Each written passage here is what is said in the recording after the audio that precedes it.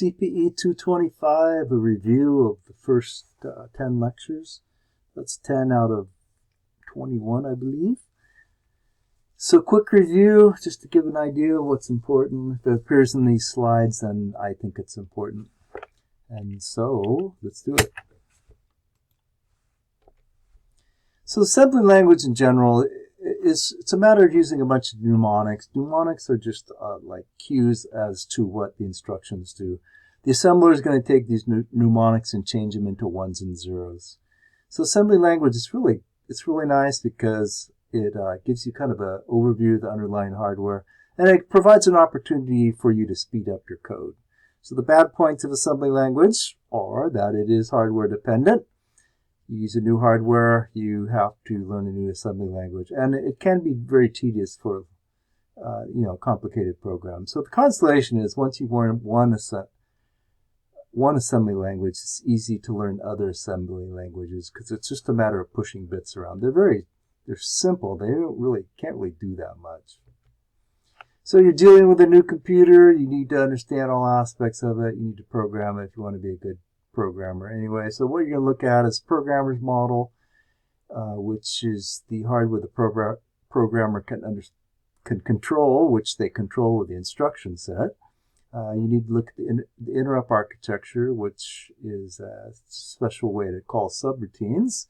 The memory map, of course, is going to tell you how it's going to use memory, and it's intimately involved in the I/O as well. And the I/O architecture, you need to interface with this computer and talk to it. These are going to be different for every set of hardware. You need to look at these first. Over here is the programming model, which is the hardware that programmers have control over. On the right side are the instructions, or the instruction set. And you control the hardware in the programming model with the instruction set, and that's how these two are linked. You can program at many different levels. One is you can use machine code, which no one does, except maybe computer science people for God knows why. Typically, what most people do is program a higher level language. But, we've been working particularly on assembly language, and that's kind of the middle ground on this thing. The higher level languages get very abstract. Assembly language is very straightforward. It's very simple. It can't get that fancy. So here are an example of 3 instructions here. Essentially, they roughly do the same thing. So here's a higher level language. You may have an instruction like that. The compiler is going to change it into an instruction like this, which is RISC-V assembly. The assembler is going to change it into a bunch of ones and zeros, which is the only thing the hardware can understand. So all these 3 instructions essentially do and say the same thing. Inside those instructions, all those ones and zeros, it's broken up into field codes and opcodes. Opcodes are constants per instruction. It says what the instruction is doing. Essentially, the control unit is going to decode those, send out the right control signals. The field codes are variables. They're essentially going to be immediate values or register values. This is an example of the register values. So these could be anything from these are 5 bits. They'll support the 32 registers, all the way from 5 zeros to 5 ones, which gives you 32 different values. So the RISC-V architecture is open source. There's a whole bunch of different versions on it. It supports many different, supports many different things you want to do with it, I guess. They're only specified by the instruction set only. The idea here is you, the designer, is going to provide the hardware that implements those instructions. It's a general purpose machine. It doesn't do anything really that good, but it can really do anything, as opposed to a specific purpose machine where the instructions are designed to work efficiently based on the problem you're solving. So it's a relatively simple architecture. It doesn't really have that many instructions. The instructions are relatively simple, and as a result, the hardware ends up being pretty simple. And once again, as a result of that, the instructions run pretty fast, but you're going to have to do a lot of them to get your problem solved compared to a more complex computer. The instructions themselves, they do one of 2 things. They either do something, or they go somewhere else and do something. So more about that later. The go somewhere else to do something are the program flow instructions, which are the branches and the jumps. We'll talk about that later. So there's two types of instructions here. There's base instructions, which are the real instructions that's supported by the hardware, and there's also pseudo instructions. Pseudo instructions are interpreted by the assembler, and the assembler converts them to real instructions. These are the program flow instructions, which are branches and jumps. Jumps are essentially unconditional branches. It just tells you to go somewhere. So the branches are conditional. It tells you to go somewhere based on the notion if a condition is met. If the condition is not met, the jump is not taken, and the program control flows through to the next instruction in the sequence, just as it would for a normal non-program flow type instruction. Structured programming is the way to go here, and there's the idea is that there's not very many programming constructs out there, and a good program can be decomposed into these constructs. So I know these as a sequence, if-else, and some iterative constructs. And the notion here is these last two here are going to involve program flow instructions, which is the branches and jumps. We typically deal with unsigned numbers and signed numbers, and the notion here, and it's all binary because that's the only thing the hardware understands. So the notion here, this is an 8-bit example. For an 8-bit value, I can represent 2 to the 8th different numbers, which are going to range through 0 to 255. So we are going to use signed binary as well, and we're going to use radix complement, or commonly known as 2's complement. And for the same 8 bits, it's going to have a different range here, and it's still going to be 256 numbers, but it's going to go from the negative range to the positive range, kind of sort of centered about 0. It's not really centered because there's an even number of values per given bit range, but it's going to be a little bit larger on the negative side. So the signed bit is always the leftmost bit. And like I said, we're going to be taking the 2's complement of these quite often, and the notion of taking the 2's complement is the same thing as multiplying a number by a -1. And so 2's complement itself is just a matter of complementing all the bits and adding 1, and there's a classic 2's complement trick that you can use as well to make things shorter. So RISC-V, lots of times you have to create data in there. There's a couple of instructions rely on creating data, and generally the hardware is going to create that data for you, and it's going to create it in one of two ways. It's going to zero extend the data, which means it's going to pad it, the upper most significant bits with 0, or it's going to sign extend it. Now, sign extension is a matter of taking the sign bit and copying it as many times as you need to. And what you want to do here is extend the bit range without changing the value of the number you're dealing with. There's two types of shifts supported by RISC-V. There's just shifting left and right, but there's also arithmetic shift. So when I'm shifting left and right, the spec says stuff in zeros. We actually have a arithmetic shift operator in there too. It looks like I didn't put the example of that in there, but it's an arithmetic shift right. And what it's going to do is instead of losing bits as you do and essentially you're going to lose bits anyway, but instead of stuffing it with zeros, it's going to stuff it with a signed bit for arithmetic shifts. So anyway, when you shift, you're necessarily going to lose bits, but then you're also necessarily going to create bits. And the two types of arithmetic shifts and normal shifts create it in different ways. The normal shift operator is a barrel shift. A barrel shift means it can shift multiple bit positions in one instruction.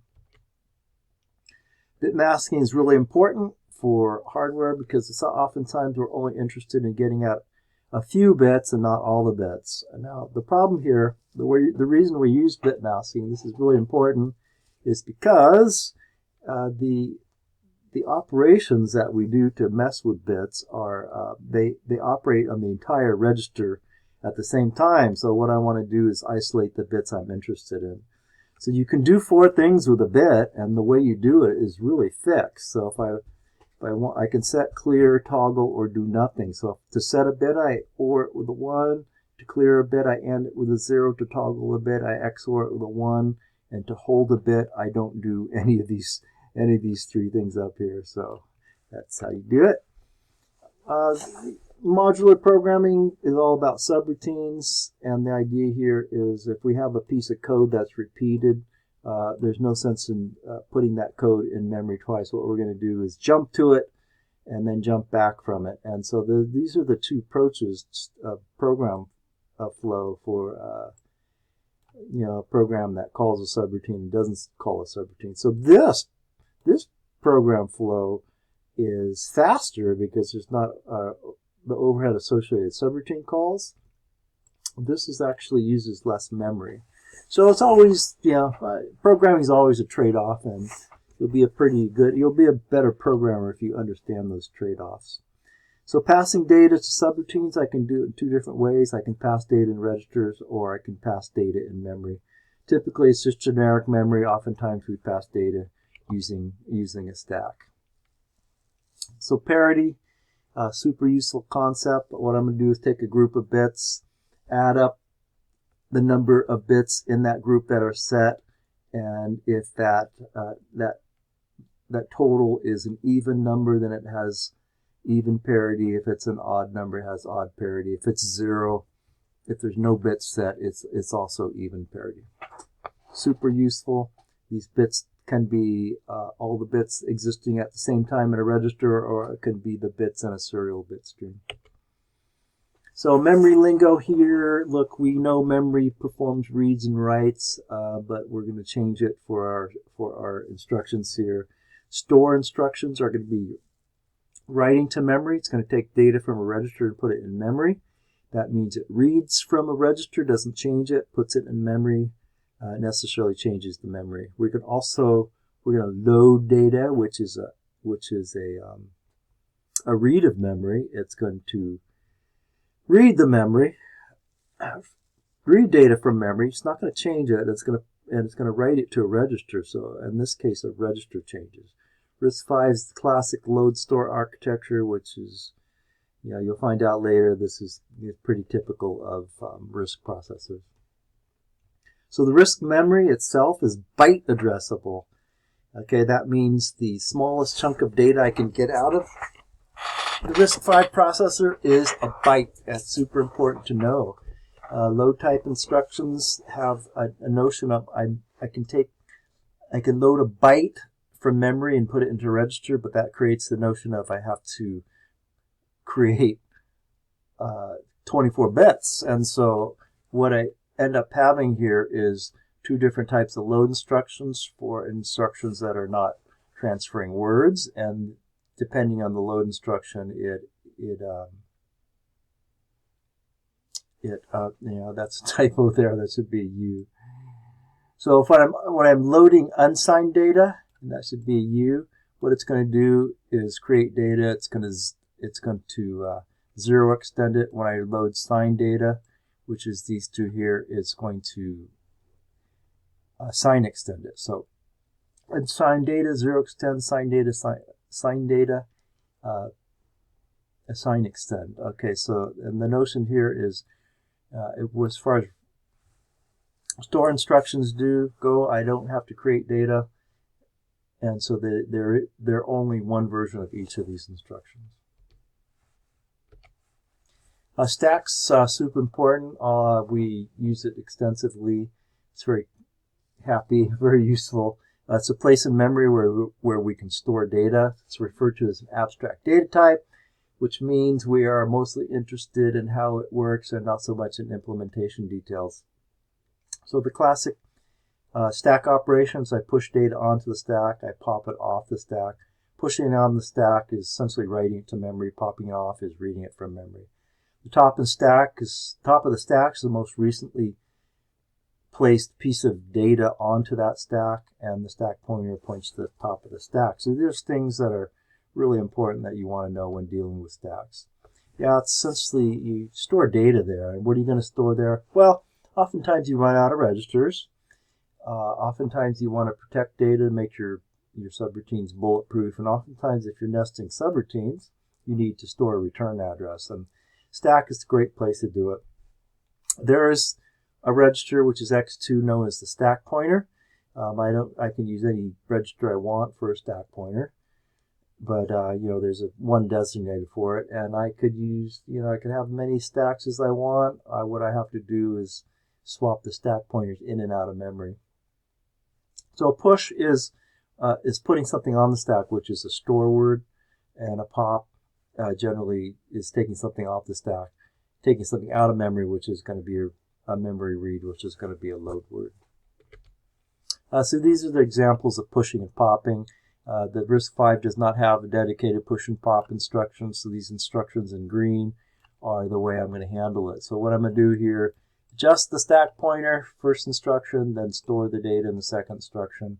Typically speaking, the data grows in the negative direction, so I'm going to move it backwards, and then by the end, I'm going to move it back forward when I pop that data off the stack. You only get one set of registers. Oftentimes, if your subroutine gets complicated enough, you run out of registers. You're gonna have to swap data in and out of memory, which is what a lot of computers do anyway. But the idea here is, oftentimes I want to make my subroutines very usable, and I want to guarantee that if someone calls my subroutine, my subroutine is not going to step on all their data, and that's what I call making them bulletproof. We did use the alternative register names that made that a little bit more useful. And essentially, when you're writing a subroutine, you write your subroutine, see what registers they use, and then you decide which ones you want to push and pop. You push them before the body of the subroutine. You pop them when you're done. Register transfer notation is very useful. It's a kind of a higher level description of circuits, particularly data transferring between registers, which is what computers do. And so generally speaking, it's going to show what data is transferring from the source to the destination, and it does so under these conditions. And these conditions are what allows these transfers to happen. And what you notice here is that the RISC-V ISA is described using RTL, and but the interesting thing about it is this RTL, you can see it there on the right, has no conditions associated with it because there's really no hardware associated with it. That's up for you, the designer or whatever, whoever's designed the computer, to come up with those conditions. It would make no sense to put them in the spec. What makes the computer work is a program counter. It's just a register that pretty much every computer has, and what it does is the contents of that register provides an address that points out the data in program memory that's being executed. Okay, so what two things can happen with this program counter? With normal instructions, I'm just going to go to the next instruction, which is, I call that normal operation, or it's going to load some other value associated with branches and jumps when it takes the branch or jump, and those are program flow instructions. So these are the two operations. PC plus 4, we're going to call it that because memory is byte-oriented. Instructions are 4 bytes long, so to go to the next instruction, I'm going to advance the program counter by 4, and when I jump a branch somewhere, the hardware is going to calculate the address I need to branch to and load it automatically. So once again, this is when these instructions here are used for subroutine calls, and so this right here is it's saving the return address. It's saving it in some register. Okay, you can actually pick the register you want on this thing, and if you notice, both of these have a PC plus 4 in it, so the notion is I can use either JAL or JALR to call a subroutine, but right here is the return address, so I need to use the JALR to return from a subroutine. And JALR Just jump and link register, and there's the register. It's necessarily the return address. So when you use the call pseudo instruction, this destination register defaults to X1, which is also alternative name is RA, which is return address. So the call and return works great. The issue is there's only one return address. So if you nest subroutines, you're going to have to store the return address before you call the nested subroutines, and restore that return address once before you return from that subroutine. Okay, so where do you store them? Well, typically you store them on the stack. So you handed a new computer. Look, it's really you got to be told a lot of stuff, particularly about memory and how the memory is laid out, how it's laid out, how much there is of memory. Typically, whether it's memory mapped or whether the I/O is memory mapped or not, and it also gives you an idea of how the interrupts work. So anyway, so these in a higher level language, the programs written in a higher level language, they allow you to pre-initialize data or initialize data before the program starts, and we're going to take a look at it in a second here. So anyway, this is a typical memory map, and what it tells you is like, hey, I'm going to store the program somewhere. And what else am I going to do? Then I got a bunch of data stored here, and then you'll see that typically if it's memory mapped, you'll see the memory I/O address is stored somewhere in this memory map. So memory map is very important to look at. Some specific details for 233, but that's what we use in 233. We don't really need to know much more than that. The memory space is important. It has a 32-bit memory space, which means the address is available. Remember, it's byte-oriented. Is 32 zeros through 32 ones. Okay, at each one of those unique sets of 32 bits, there's 1 byte of memory. Okay, so RISC-V, you don't need to use it all. It's depending on the implementation. But whatever you do, generally speaking, that memory space, that physical memory space, is divided into 2 areas, and that's space to store your program, which is the instructions, and space to store your data. So the lingo here for assembly language is the text and data segment. Text and segment is where you write your program. The data segment is where you put your data, such as lookup table or whatever you need to predefine data. So these all the things in red here are assembler directives, which are a message from you, the programmer, to the assembler. You actually control the assembler, and one of the things we want to do is we can define different sizes of memory, whether it be 1 byte, 2 bytes, or 4 bytes. So there's bytes, half words, and words, and that is it, folks.